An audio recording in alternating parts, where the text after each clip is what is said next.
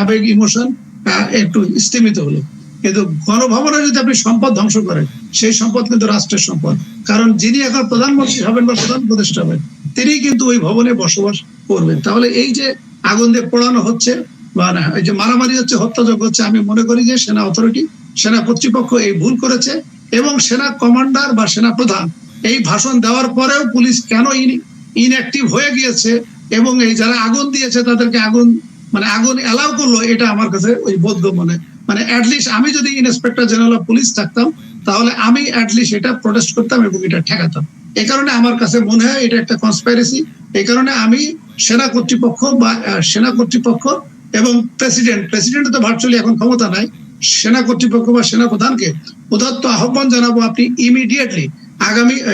Immediately আপনি আরো সেনা মোতায়েন করেছেন আমি শুনেছি, এবং আপনি সেখানে ক্যাপ্টেন মেজরদেরকে মোতায়েন করেছেন, এবং ইমিডিয়েটলি আপনাকে আইন শৃঙ্খলা নিয়ন্ত্রণে নিয়ে যেতে হবে। আমরা কোনো হিন্দু সম্প্রদায়ের উপর আক্রমণ, এটা আমরা চাই না। আমরা কোনো আওয়ামী লীগ বিএনপি মারামারি হোক, এটা আমরা চাই না। আমরা কোনো আওয়ামী লীগের সম্পত্তি পুড়িয়ে দেওয়া হোক, সেটা আমরা চাই না।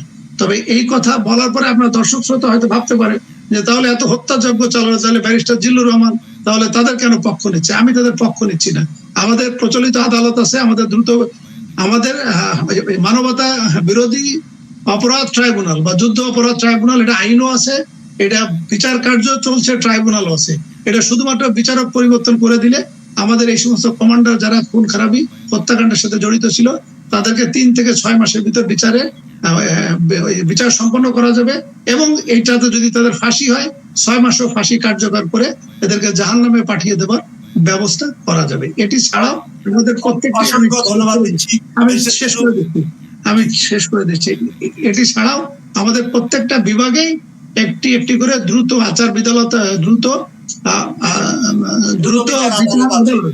বিচার আদালত আছে, যেখানেও 6 মাসেও বিচার করা সম্ভব। যেটা বিডিআর এর যে বিদ্রোহ হয়েছিল, তাদের বিচার হয়েছিল, এবং ওখানে হয়তো একটু সময় বেশি লাগবে, তবে সেই সময়টা 9 মাস থেকে 1 বছরের বেশি না, তাদেরকে জাহান্নামে পাঠানোর জন্য, যদি তাদের ফাঁসি হয়ে থাকে। এই কারণে আমি জনগণ, ছাত্র জনতা উদাত্ত আহ্বান জানাবো, আপনারা এই ট্র্যাপে পা দিয়েন না। আমরা দ্বিতীয় স্বাধীনতা পেয়েছি।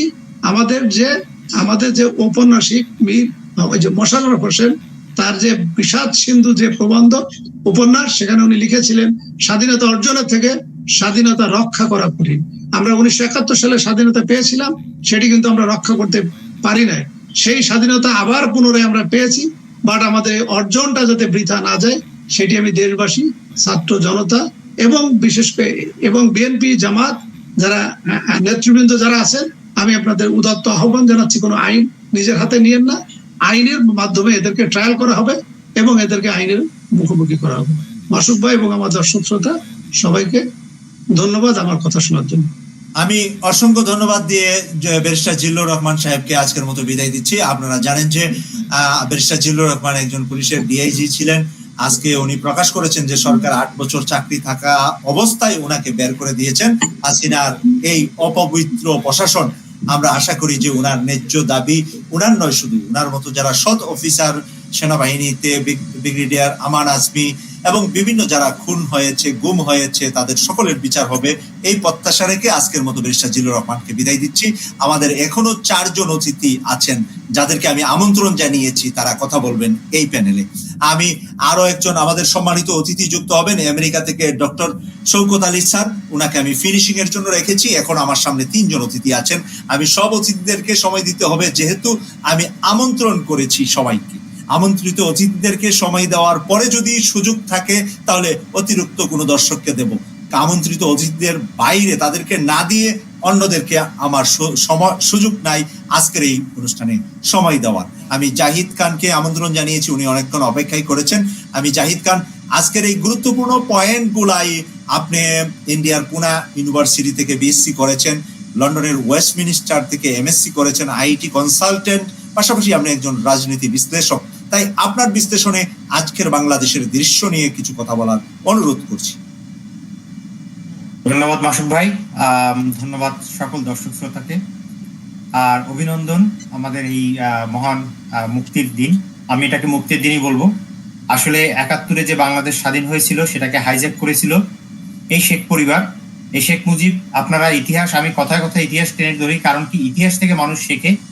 আজকের এই যা কিছু হয়েছে এগুলো যদি মানুষ লিখে না যায়, আগামী 10 বছর পরে, 15 বছর পরে আবার এই স্বৈরাচার সরকার ক্ষমতা আসবে এবং এরা এসে আবার এরকম হাজার হাজার মানুষকে হত্যা করবে। আপনারা দেখেছেন যে তারা কিভাবে গত 7-8 দিনে কত হাজার মানুষ হত্যা করেছে।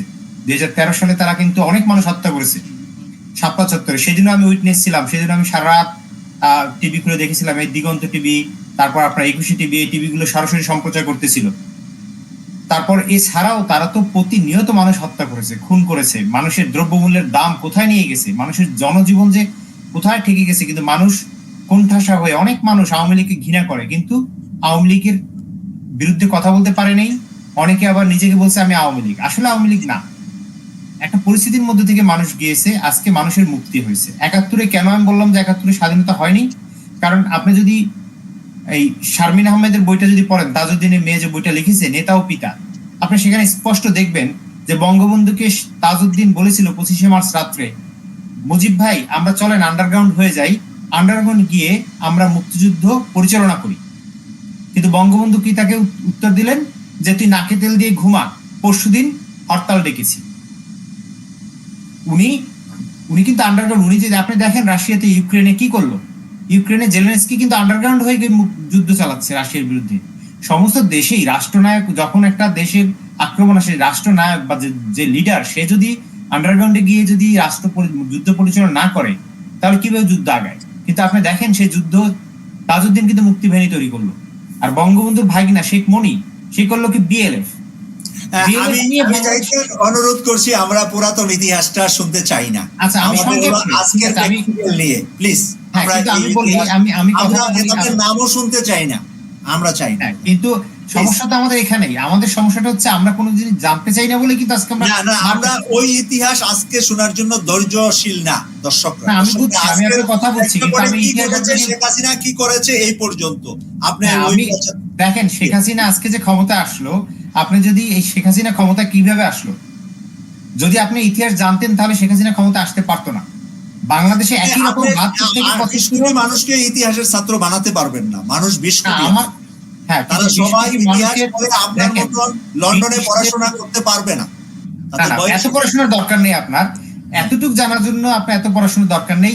এখন আমি যেটা বলবো সেটা হচ্ছে যে একই রকম ভাবে আজকে এই যে 16 বছর 2008 থেকে এই পর্যন্ত দেশে যে অন্যায় অপরাধ হয়েছে, সেই অন্যায় অপরাধগুলোকে লিখতে হবে, সেই অন্যায় অপরাধগুলোকে বলতে হবে, মানুষের মুখে মুখে সেই চর্চা থাকতে হবে, বাংলাদেশের পাঠ্যপুস্তকে এইগুলো অন্তর্ভুক্ত করতে হবে।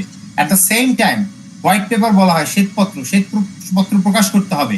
একইভাবে কিন্তু 1990 সালে যখন এরশাদ পতন হয়, তখন কিন্তু শাহাবুদ্দিন আহমেদ বলেছিল যে শ্বেতপত্র প্রকাশ করবে। একইভাবে 2001 সালেও শাহাবুদ্দিন আহমেদ বলেছিল যে শ্বেতপত্র প্রকাশ করা হবে আওয়ামী লীগের অন্যায় অত্যাচারে। কোনো শ্বেতপত্র প্রকাশ হয়নি, কোনো হোয়াইট পেপার লেখা হয়নি, কোনো পাঠ্যপুস্তকে আসেনি যে এরা কি অন্যায় করেছে, কি অপরাধ করেছে। যার ফলে দেখেন তারা ঘুরে ঘুরে ক্ষমতা আসতেছে আর ঘুরে ঘুরে দেশের মানুষকে হত্যা করতেছে। আমি এই জন্য ইতিহাসের কথা বলেছি যে মানুষকে শিখতে হবে, জানতে হবে, এবং আজকের এখান থেকেও এই জিনিসগুলো আমাদের জানতে হবে যে আমরা যা কিছু হয়েছে, এই যে আমি বলেছি বাংলাদেশের প্রতিটা প্রতিষ্ঠানে একটা স্মৃতিস্তম্ভ তৈরি করতে হবে। আমি ফেসবুকে প্রচন্ড ভোকাল, ইসলামেও জায়েজ নাই আপনার স্মৃতিস্তম্ভ হবে না। আমি বলি ইসলামিক কথাবার্তা এই টিভিতে চলবে না, এটা আপনার এগুলোর